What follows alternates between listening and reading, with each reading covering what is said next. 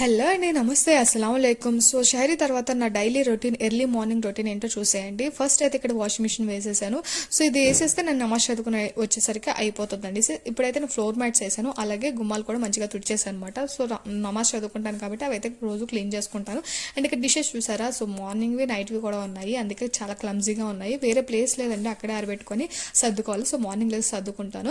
ఇక్కడ వచ్చేసి నేను రుబ్బు అయితే వేసేసాను ఇడ్లీకి. సో ఇది నాకు 3 days వస్తుంది. అండ్ ఈ రుబ్బుతోనే దోశ కూడా తింటారు అండ్ ఇడ్లీ కూడా తింటారు కాబట్టి నాకు ఈ 3 days వస్తే సరిపోతుంది. తర్వాత ఇలాగా ఊరు వెళ్ళిపోతాం కాబట్టి. ఇది వచ్చేసి పాలు, బాబుకి పాలు మాట మీగడ తీసేసి పాలు అయితే మరగబెట్టేశాను.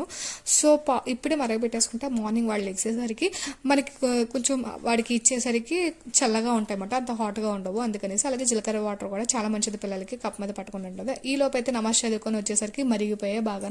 తర్వాత బాటిల్ కోసం బాయిల్ చేసేసుకున్నాను.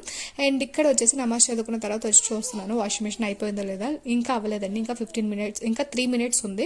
సో ఈ 3 minutes డ్రై అయిపోతే ఆరబెట్టేద్దామనేసి చూస్తున్నాను. అండ్ ఇక్కడ వచ్చేసి బట్టలు చూసారా, సో ఈ బట్టలు మడత పెట్టాలి, కాకపోతే ఇప్పుడు మడత పెట్టాను. ఇప్పుడు మడత పెడితే వాడు లేస్తాడు, ఇంకా మార్నింగ్ కూడా అయిపోతూ ఉంటుంది. అప్పటికే 6-6:30 అయింది, ఇంకా 7-8 అయిపోతుంది అనమాట. సో అందుకనేసి ఫస్ట్ కొంచెం నిద్ర తీసేసి పడుకున్నాక వాడు ఎలాగో నన్ను లేపుతాడు కాబట్టి సో వాడితో పాటు లెగుద్దామనేసి అయితే నేనైతే పడుకుని పోయాను. సో మధ్యాహ్నం ఎలాగో పడుకోను కాబట్టి ఇప్పుడే పడుకోవాలి కాబట్టి మంచిగా పడుకుని పోయాను. అంతేనండి వీడియో. Bye guys.